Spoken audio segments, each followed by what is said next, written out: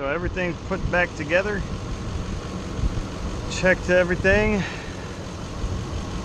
Everything's running good, smooth. What we used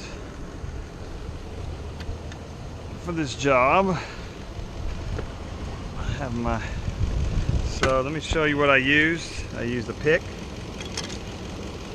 3/8 ratchet, 1/4 inch ratchet, 6-inch 1/4 inch extension, 8mm 1/4 inch, 5 hex, a quick disconnect for the fuel line, 14mm for the starter bolt,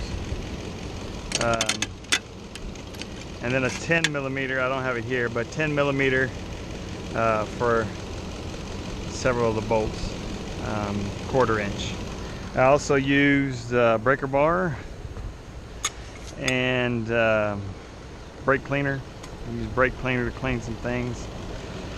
But another successful project. Do it yourself. Don't be intimidated by it just because it's under there. Just take your time, do it right, follow instructions. This is Jeff, All Around Auto Techs DIY Auto Repair, signing out. Till next time, please like my page and subscribe to it and share it.